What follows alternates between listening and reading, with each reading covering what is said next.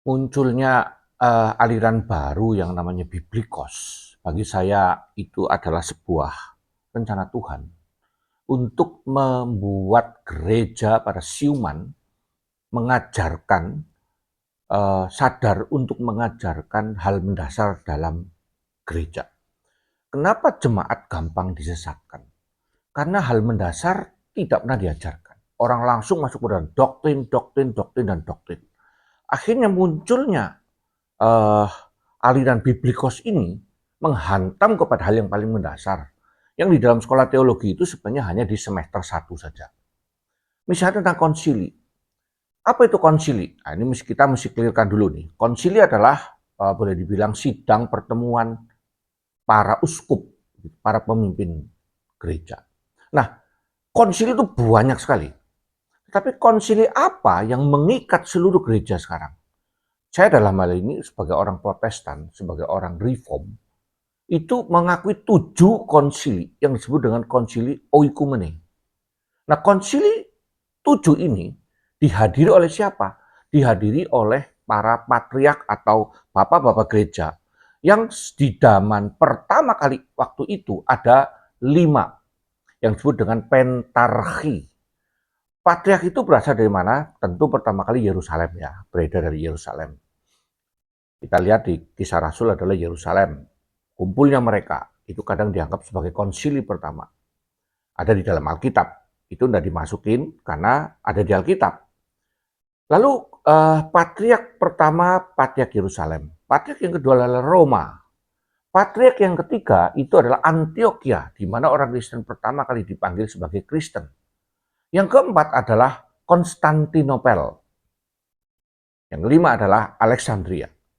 Nah, konsili-konsili yang dihadiri oleh 5 patriark ini tentu kita terima, karena itu adalah keputusan yang waktu itu dihasilkan oleh gereja yang utuh, yang Katolik dan yang Ortodok. Bukan gereja Katolik, juga bukan gereja Ortodok, karena nama Katolik dan Ortodok sekarang menjadi organisasi. Nah, persoalannya kemudian muncullah Biblikos ini yang mengklaim adanya kanon Alkitab atau Alkitab kanon. Nah, sekarang saya akan membahas apa itu Alkitab kanon atau kanon Alkitab.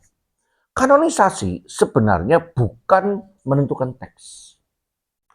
Karena apa? Karena di zaman bahkan di abad ketiga dan keempat itu, teks-teks dari satu surat itu beredar di berbagai wilayah. Dan salinan-salinannya itu tidak ada yang seragam. Jadi kanonisasi itu hanya menentukan surat mana. Misalnya surat Paulus. Surat Paulus kepada mana?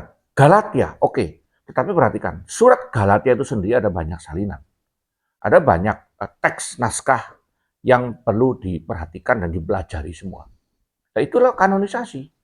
Jadi kanonisasi misalnya mengabaikan, menyingkirkan Injil Barnabas atau Injil apa waktu itu macam-macam lah, Maria Magdalena lah, Injil apa. Jadi kanonisasi itu menentukan tulisan apa yang boleh dimasukkan ke dalam Alkitab, tetapi tidak menentukan teks yang menghasilkan kodeks gitu ya. Kodeks itu tumpukan Alkitab lengkap seperti hari ini pada zaman itu. Nah, jadi proses kanonisasi itu seperti itu. Proses kanonisasi itu bukan mengumpulkan Alkitab lalu dia menghasilkan ini loh kitab blok ini. Mulai hari ini di copy paste dari sini semua. Seandainya itu pun terjadi, salinan dari kodeks yang awal itu sendiri disalin belum tentu sama. Jadi selalu ada variasi.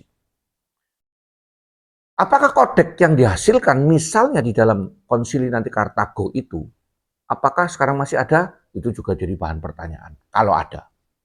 Tapi faktanya kan sejarah tidak mencatat adanya kodeks Kartago, itu nggak ada. Nah, sekarang yang menarik begini. Yang dipakai oleh Biblikos ini adalah konsili Kartago yang konon menghasilkan Alkitab kanon. Nah, apakah konsili Kartago itu? Konsili Kartago itu adalah sebuah pertemuan uskup di wilayah Afrika Utara yang dimotori, diinisiasi konon oleh Agustinus. Oke, Agustinus Bapak Gereja, bahkan 50% ajaran Protestan itu berasal dari Agustinus, lebih dari 50%. Tetapi persoalannya satu, bahwa Afrika Utara, termasuk Hippo, itu hanya wilayah dari Patriark Roma. Nah, kan ada 5 Patriark Pentarki. Jadi yang Yerusalem, kedua Roma. Nah, ini Roma ini nanti membawahi Afrika itu, di Hippo itu. Bahkan tidak seluruh kepatriarkan Roma ikut di dalam Konsili Kartago. Apalagi pikir Patriark Alexandria, Patriark Yerusalem, Konstantinopel, lalu apa? Alexandria, Konstantinopel. Ya, pokoknya ada 4 patriark yang lain itu. Jadi Antioquia ya yang keempat tadi. Mereka tidak ikut semua.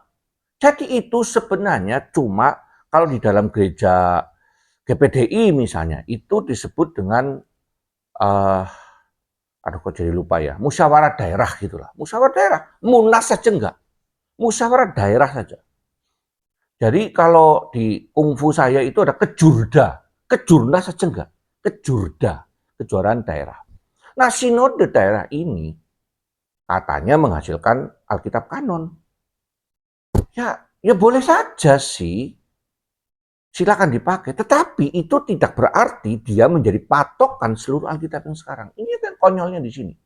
Dan anak-anak Tuhan Kristen tidak mengerti ini, akhirnya terjebak. Lalu bahkan saya lihat kemarin di video terakhir itu kumpulan orang-orang yang nampaknya sekolah teologi, wah mengaminkan, iya benar ini nggak pernah dibahas. Lah saya bilang ini dulu pelajarannya di semester 1, 2, 3, 4, 5 soal bibliologi itu gimana?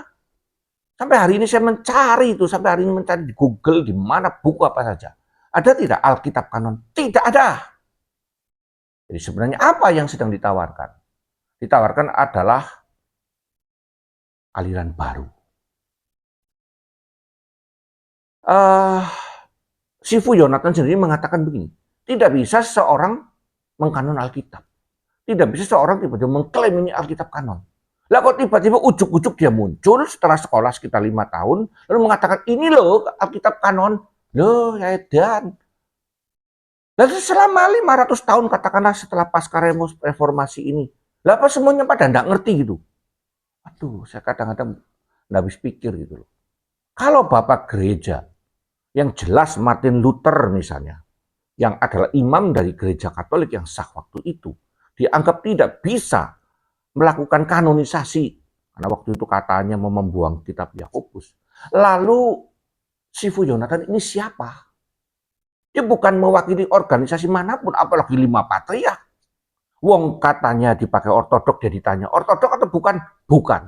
Seandainya seluruh ortodok timur maupun ortodok barat mengakui itu kanon, pun tidak mengikat gereja di luar mereka. Jadi orang-orang Kristen sekarang tidak usah tergoncang.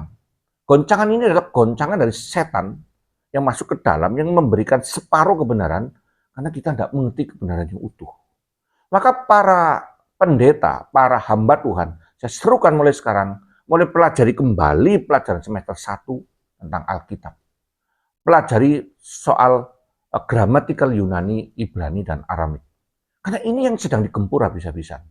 Karena orang sekarang itu tidak mau mikir terlalu panjang, tidak pakai logika. Iman itu main iman tanpa ilmu, iman tanpa mikir.